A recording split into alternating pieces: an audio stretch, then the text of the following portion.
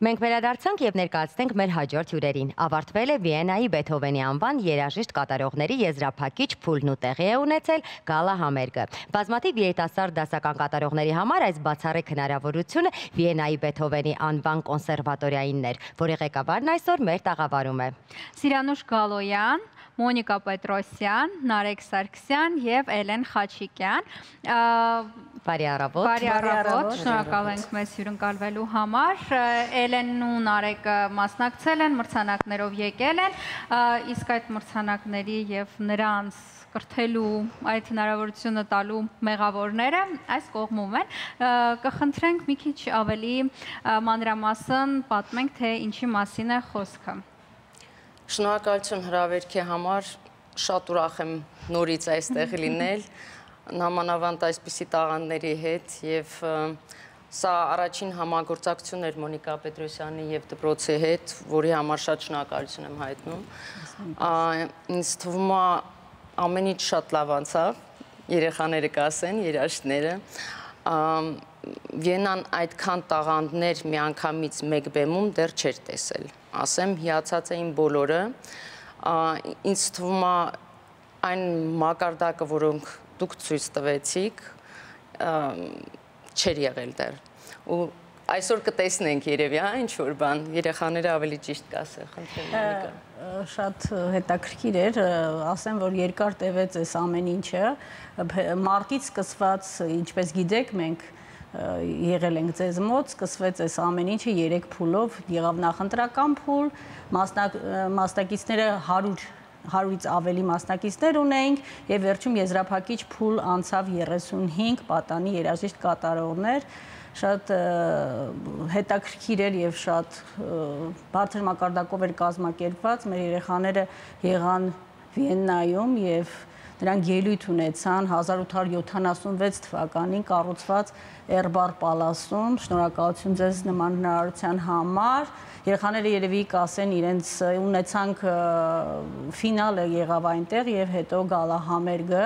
դա եղավ սեպտեմբերի 29-ին եւ ունեցանք 5 Grand-Prix մրցանակակիրներ եւ ունեցանք առաջի, երկրորդ, երրորդ կարգի մրցանակակիրներ, շատ հետաքրքիր էր, երբ որ գալա համերգին մեզ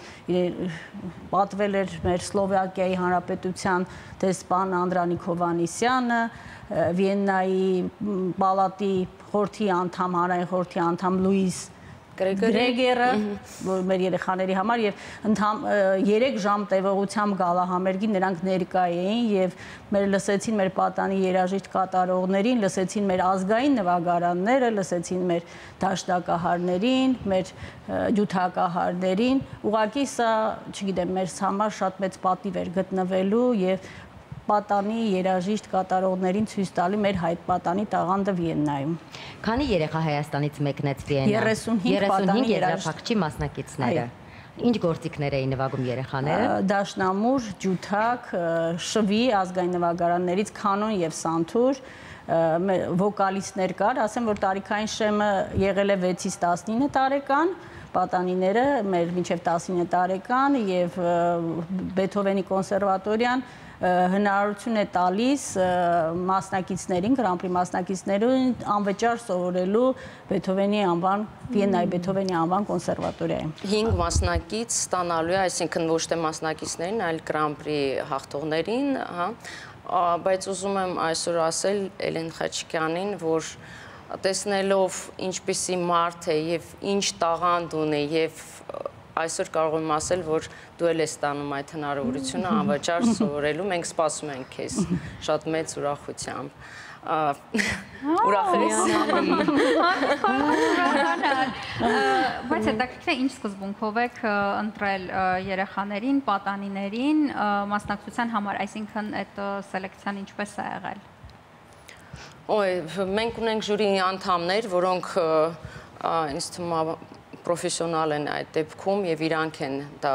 ընդունել։ Մենք ասեմ, որ եղել է միջազգային, ինչպես գիտեք, եղել են ձեր տաղավարում Դանիել Սերաֆիմը օպերային երգիչ եւ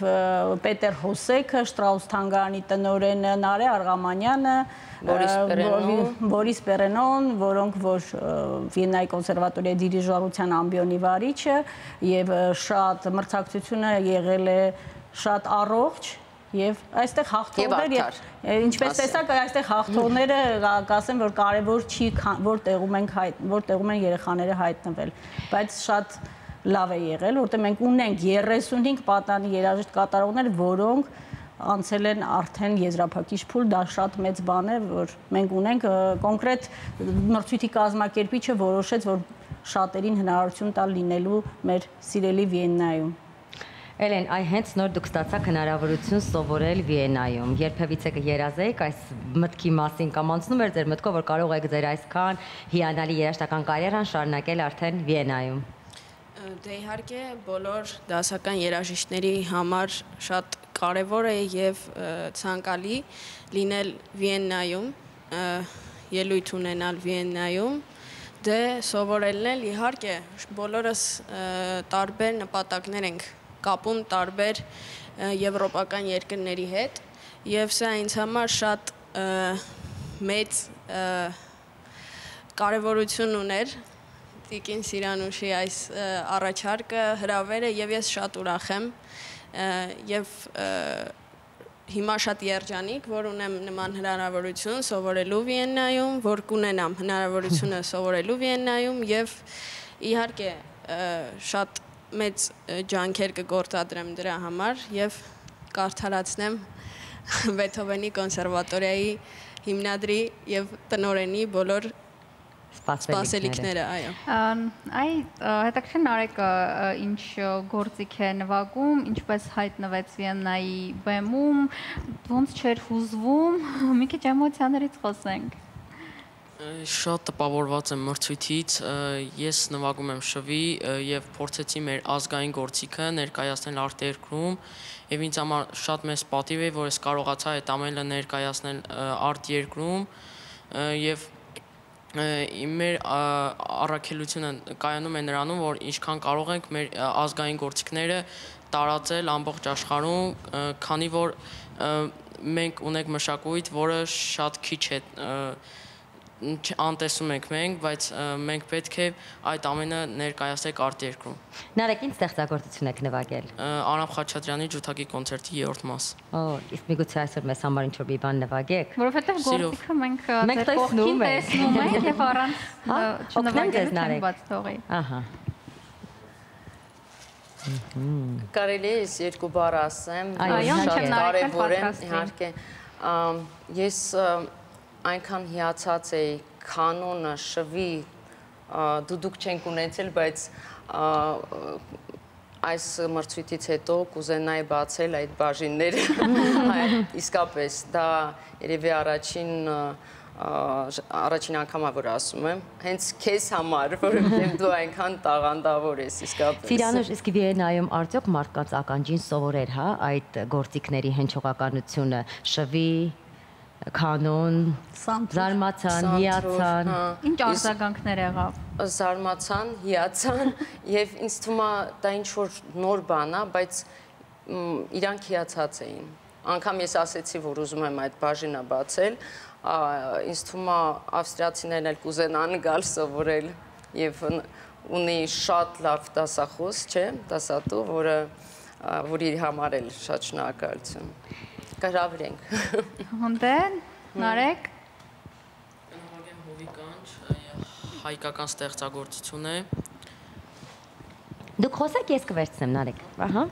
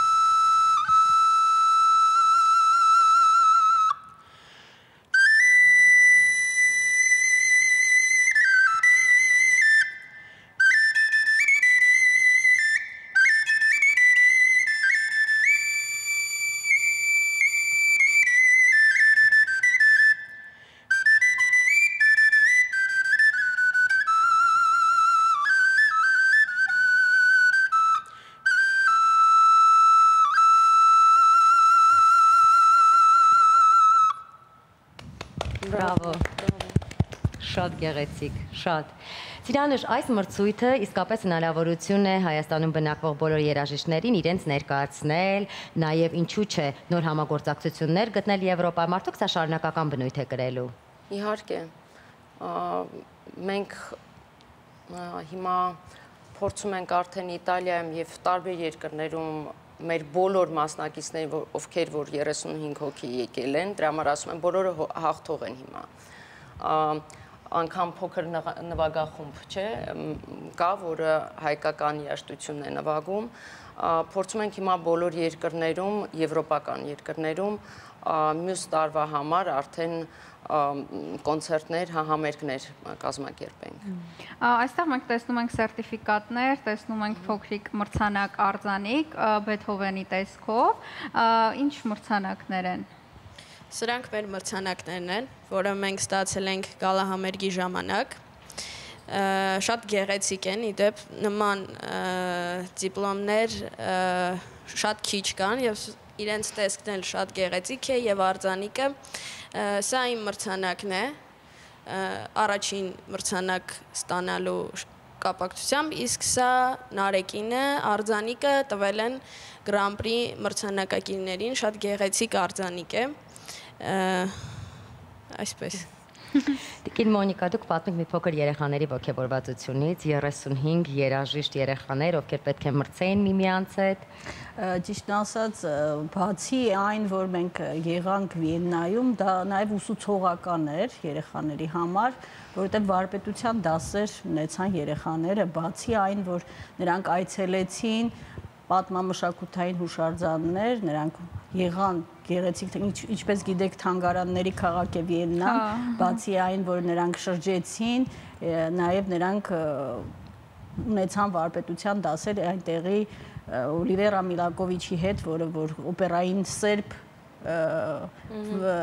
օպերային երգիչ, որ արդեն վաստակավոր օպերային երգչուհի է, Նարե Արգամանյանի հետ ունեցան նրանք,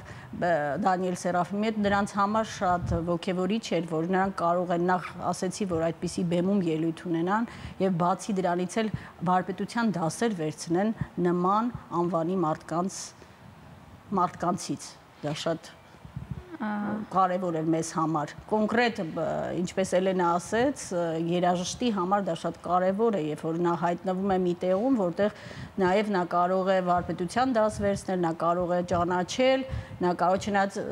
մեր երեխաները շատ տեղերում են եղել, բայց սա մի ուրիշ առիթ էր, որը որ 5 օրում կարելի է անել նմանատիպ շատ հետաքրքիր ծրագիր, եւ ուսուցողական, եւ ամեն ինչ։ Հետաքրքիր է ձեր երազանքներում, նպատակներում ինչ-որ բան փոխվեց այս հաղթանակից հետո կամ այս մասնակցությունից հետո, Նարեկ, Grand-Prix ես նվաճել, սովորելու ես Վիեննայում, շարունակելու ես, ինչ փոխվեց քո նպատակներում։ Ես միջև մրցույթի մասնակցելը լսել էի Վիեննայի Բեթհովենի կոնսերվատորիայի մասին, ես շատ էի ցանկանում սովորել Վիեննայի Բեթհովենի կոնսերվատորիայում եւ սա ինձ համար շատ լավ առիթ էր, երբ որ ես ստացա Grand-Prix եւ Սիրանուշ Գալոյանի կողմից այդ հնարավորությունը ստեղծեց, որ կարելի է բացել շվի բաժին եւ հուսով եմ, որ կարող եմ գնալ Վիեննայի Բեթհովենի կոնսերվատորիա սովորել այնտեղ։ Սիրանուշ, մենք արդեն հասկացանք, որ դուք ունեք բավականին համագործակցություն Հայաստանում երաժիշտների հետ։ Արդյոք ունեք նոր պրոյեկտներ, որոնք պետք է իրագործեք, նոր համագործակցություններ։ Այո, 2026 թվականը մեզ համար կլինի, արդեն ունենք մի քանի ծրագիր, բայց դրա մասին ես արդեն մյուս անգամ կասեմ։ Ամեն ինչ հիմա չեմ կարող ասել, բայց իհարկե մենք հիմա Ավստրիայի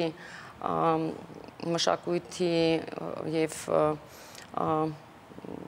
ինչպես ասեմ Министерство образования կրթության նախարարության հետ ենք աշխատում եւ ծրագրերը արդեն տվել ենք, որ մյուս տարի 2026 թիվը պետքա լինի Հայաստանի մշակութային տարին Ավստրիայում, այսպես ասեմ։ Հրաշալի է, Շատ մեծ շնորհակալություն։ ծրագրեր կան։ Իրականում սա շատ մեծ գործ է մշակութային տեսանկյունից եւ նաեւ մեր ազգային գործիքների ճանաչելիության տեսանկյունից։ Դե ձեզ հաջողություններ, մենք էլի ձեզ կհյուրընկալենք եւ էլի խոսենք հաջողությունների մասին։ Իսկ մենք հիշեցնենք, որ մեր տաղավարում են Սիրանուշ Գալոյանը, Մոնիկա Պետրոսյանը, Նարեկ Սարգսյանը եւ Էլեն Խաչիկյանը։ Ձեզ նորանոր հաջողություններ։ Շնորհակալություն։